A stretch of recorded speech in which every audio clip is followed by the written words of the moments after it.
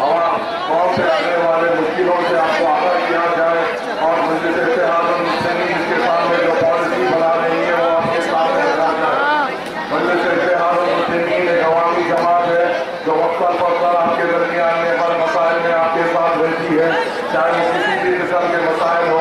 आज की एक आवाज पे मुस्लिमीन के कायदीन आपके दरमियान में आते हैं और पुरजोर कोशिश करते हैं कि आपके मसाइल हल किया जाए। मुस्लिमीन की एक तारीख है, 55 साल से ज्यादा की एक क़यादत है जो मुसलमान दलित SC और हाईकोर्ट कास्ट के डेवलपमेंट के लिए रिकॉर्ड रखते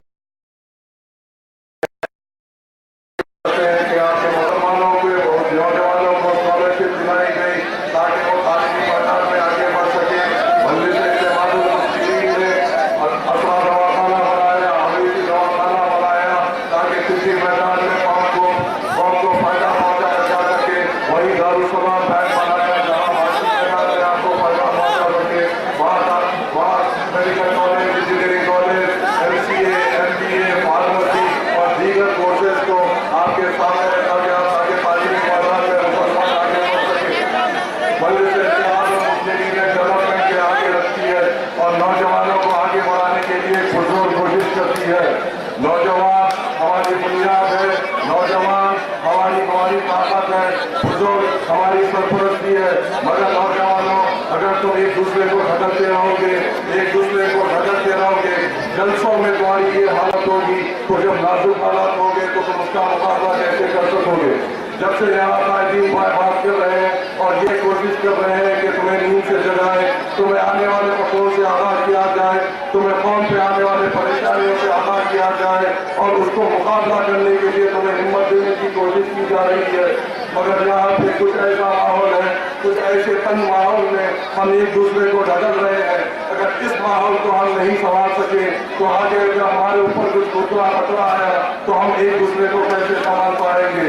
अपने आप को संभालो, कायदीन को सुनो, कायदीन जो तुम्हें बताना चाह रहे हैं उस पर अमल करने की कोशिश करो।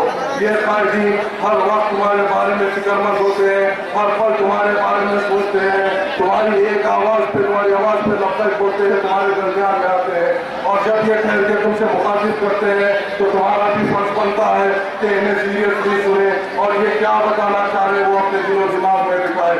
तो मैं आगे बढ़ते हुए ये कहना चाहता हूँ, मजलिस मुस्लिमीन डेवलपमेंट करने वाली जमात है जो 55 साल से हैदराबाद के डेवलपमेंट में एक बेमिसाल रिकॉर्ड रखती है।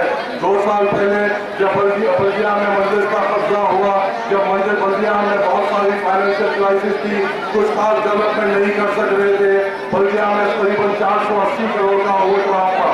मजलिस मुस्लिमीन का जब से मेयर आया, क़यादत के कुछ अजीम व शान फैसले हुए और हमने पहले साल में रेवेन्यू पे कॉन्सेंट्रेट किया और हमने ये कोशिश की कि मजलिस को फाइनेंशियली स्टेबिलिटी लाए और हम उसमें कामयाब हुए और बल्दिया फाइनेंशियल पोजीशन में आए और हम तरक्याती काम आगे बढ़ा सके। उसके फिर दूसरे साल में जब हम फाइनेंशियल पोजीशन स्ट्रॉन्ग हुआ तब हमने और तरक्याती काम किए, रेवेन्यू के साथ डेवलपमेंट पे और कॉन्सेंट्रेट किया। जब तीसरा साल आया, जब हम बिल्कुल तौर पर मजबूत हुए तो हम रेवेन्यू के साथ, डेवलपमेंट के साथ तरक्याती स्कीमें लेके आए। मजलिस मुस्लिमीन के अजीम और शान फैसले तुम देखो, कभी कोई म्यूनसिपालिटी में जो कभी फैसले नहीं हुए, हिंदुस्तान की म्यूनसिपालिटी ने कभी जो फैसला नहीं किया वो मजलिस मुस्लिमीन की क़यादत ने आज के लिए किया। हाल ही में फ़ुक़रा मिल्लत अलैहि रहमा को खिराज अक़ीदत देते हुए फूड सब्सिडी स्कीम लॉन्च की गई जिसमें हर एक गरीब को 5 रुपए में दोपहर का खाना फराहम किया गया। ये खाना 5 रुपए का नहीं है, ये खाने की एक प्लेट 20 रुपए की आ रही है। मजलिस मुस्लिमीन ने यह देखा जब भी लेबर अड्डे पे या कोई चौरास्तों पे जो दिन भर मेहनत करता है और 50 रुपए अपने घर को लेके जाता है, उसके ऊपर से खाने का एक दोपहर का बोझ हटाने की कोशिश की गई। आप वो जो गरीब है वो आएगा वहाँ पे 5 रुपए देगा और 15 रुपए का जो बकाया है वो बल्दिया भरेगी।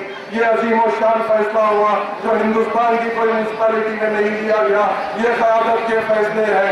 जब मजलिस इत्तेहादुल मुस्लिमीन ने देखा कि मुसलमानों और दलित SC ST को अपने बर्थ सर्टिफिकेट, अपने बच्चों के बर्थ सर्टिफिकेट लेने में, बल्दिया को आने जाने में बहुत परेशानी हो रही है, तो मजलिस इत्तेहादुल मुस्लिमीन ने एक फैसला लिया कि जब भी कोई बच्चा पैदा होगा 24 घंटे के दरमियान में उसके घर पे कुरियर के जरिए बर्थ सर्टिफिकेट भेज दिया जाएगा ताकि अवाम को बल्दिया के चक्कर न मानने पड़े। जब आगे आया टाउन प्लानिंग का मसला आया, जब घरों का मसला आया, जब जहाँ पे बल्दिया के टाउन प्लानिंग ऑफिसर दिनों रात अवाम को आगे पीछे घुमाते हैं, तो मजलिस इत्तेहादुल मुस्लिमीन ने फैसला लिया कि तमाम टाउन प्लानिंग सेक्शन को ऑनलाइन कर दिया जाए ताकि अवाम घर बैठे ऑनलाइन सिस्टम पे ये अपने बिल्डिंग परमिशन को डाले और उनको डिटेल स्टेटस मिलते रहे वक्तन फक्तन अपने अपडेट के तौर पे, ताकि आपको बल्दिया के चक्कर ना मारने पड़े और आपको घर बैठे परमिशन मिलते गए। वहीं गए तो वहीं आगे बढ़ने पर जो स्पोर्ट्स है, स्पोर्ट्स को एक हैदराबाद को एक स्पोर्ट्स हब बनाने की कोशिश की गई।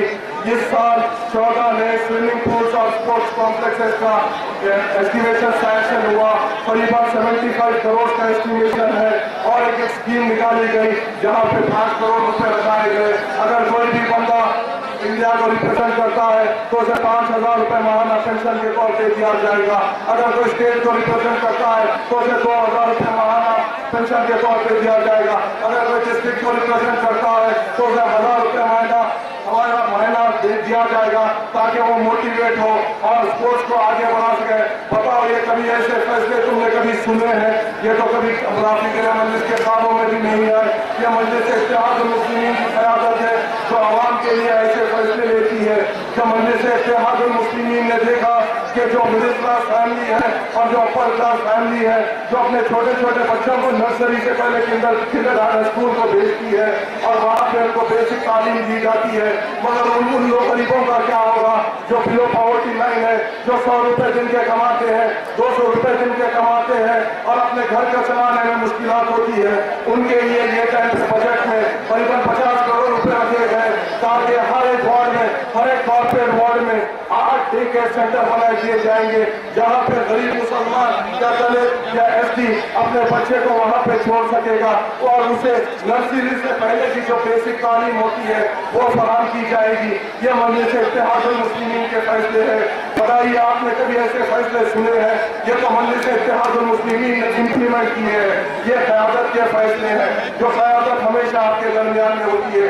कोई भी हादसा हो आपके दरमियान में, बताओ, मुशीराबाद में जब स्कूल में गैस के जरिए से जब बच्चों की हालत नाजुक हो गई थी, वहाँ पे अहमद पाशा खादरी साहब फौरन आपके दरमियान में आते हैं, मुझे तलब करते हैं, मैं बल्दिया कमिश्नर के साथ वहाँ पे आता हूँ और आपको इक़दाम लेते हैं और वहाँ का जाके दौरा करते हैं। जब वारिस गुरैले में भी एक बहन को इस पर रेजी करने की कोशिश की जाती है और वो जब उसका मुकाबला की करती है तो 4 गुंडे ना से वो उसको उसके ऊपर गैस का तेल डालकर उसको जला देते हैं। यही तो मैं बताना चाह रहा हूँ नौजवानों, मैं कि तुम्हें एक हालात बताना चाह रहा हूँ और तुमने बस हिजरा सुना और शीख मार दी। तुम समझो कि मैं क्या बात करना चाह रहा हूँ, तुम्हें समझने की जरूरत है। तो जब वहाँ पे आए तो उसको देखा तो 3 दिन तक मेरी बहन उस 93% पॉइंट के हिसाब से जलकर इंतकाल हो गया। बताओ, वहाँ पे कौन आया? क्या आपका मुकामी कॉर्पोरेटर आया? क्या आपका मुकामी MLA आया? क्या आपका मुकामी MP आया? नहीं। जब दारुस्सलाम में को मालूम हुआ, सदर मजलिस की हिदायत पे मैं खुद वहाँ पे पहुँचा। मैंने जाफरा के खानदान से बात की, उन्होंने कहा हमने जोहर में तस्मीम बची थी पर ये लोग अभी तक पोस्टमार्टम तक नहीं कर रहे हैं, हमें बड़ी तकलीफ हो रही है, हमारी बहन की लाश करीबन 1 दिन से यहाँ पे है।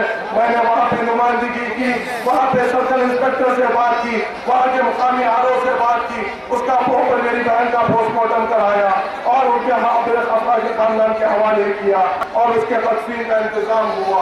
हम आपके वो दरमियान में वक्तन फक्सन रहते हैं, ये बताओ आपके दरमियान में कब रहते हैं? अरे आपके जो कायदी, आपके जो उम्मीदवार है, मजलिस इत्तेहादुल मुस्लिमीन को नॉन सेक्युलर कहने वाले, मजलिस इत्तेहादुल मुस्लिमीन ने सेक्युलरिज्म की मिसाल रखी है।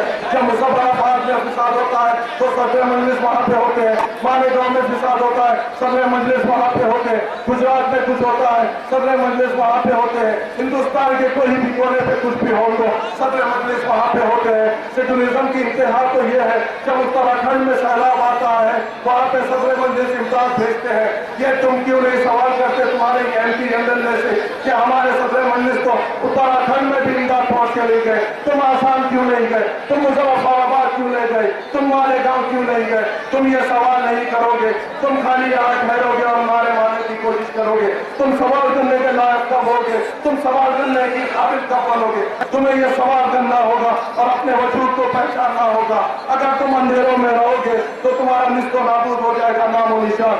अल्लाह ताला भी जब मदद करेगा जब तुम अपने आप को जिद्दोजहद करने के काबिल बनाओगे। जब आगे जाते हैं तो मजलिस इत्तेहादुल मुस्लिमीन की तारीख देखिए। जब बीबी बंदिया पे कब्जा हुआ तो आलमपल्ली कोचैया प्रकाश राव साहब 20-70 साहब को मेयर और डिप्टी मेयर के अहदों से नवाजा। जब ये हाल में जब ये GHMC के इंतखाबात हुए तो पहले स्टैंडिंग कमेटी में मेरी एक बहन अरुणा को स्टैंडिंग कमेटी मेंबर बनाया गया। दूसरी स्टैंडिंग कमेटी में मेरे एक दलित भाई रवि यादव को स्टैंडिंग कमेटी मेंबर बनाया गया। तीसरी स्टैंडिंग कमेटी में मेरी एक दलित बहन सुल्तान श्रीलता को स्टैंडिंग कमेटी मेंबर बनाया गया। फिर उसके बाद ये हाल ही के स्टैंडिंग कमेटी में फिर से अरुणा को स्टैंडिंग कमेटी मेंबर बनाया गया। ये तो हमारा और कांग्रेस का अलायंस है, तुम ये क्यों नहीं पहुंचते? तुम्हारा यहाँ का उम्मीदवार जो कांग्रेस का उम्मीदवार है क्या उसको स्टैंडिंग कमेटी मेंबर बनाया गया? तुम्हारे उम्मीदवार की यहाँ पे इज्जत नहीं है, पहचान नहीं है, तो तुम्हारी क्या खास पहचान होगी, तुम्हारी क्या खास वजूद होगा? तुम्हें ये सवाल करना होगा। ये देखो पिछले 4 साल में सिवाय अयूब खान के अलावा कोई मुसलमान को स्टैंडिंग कमेटी मेंबर तक नहीं बनाया गया। अरे एक इंडिपेंडेंट उम्मीदवार सिद्धि राम बाबू को कांग्रेस में लिया गया, उसे स्टैंडिंग कमेटी मेंबर भी बनाया गया, उसे कांग्रेस का फ्लोर लीडर बनाया गया। तुम्हारे उम्मीदवार की वजूद क्या है? तुम्हारे उम्मीदवार की इस पार्टी में हैसियत क्या है? तुम ये सवाल नहीं करोगे, तुम ये पूछने की सलाहियत नहीं रखते। क्यों नहीं रखते? क्या तुम्हारे मसाइल के उसमें क्या तुम्हारा MP तुम्हारे दरमियान में आता है? क्या तुम्हारा MLA तुम्हारे दरमियान में आता है? MLA की सूरत में मैं नहीं बचाता तो आप क्या खास बचाएंगे? ये सवाल करो, ये पहचानो। आज मजलिस इत्तेहादुल मुस्लिमीन सदर मजलिस का एक फैसला हुआ है कि तुम्हारे दरमियान में सिकंदराबाद MP का उम्मीदवार होगा। मुबारक हो तुमको कि मजलिस ने अब के तुम्हारे वास्ते एक उम्मीदवार ठहराने की एक फैसला किया है। सोचो ये उम्मीदवार कैसा होगा।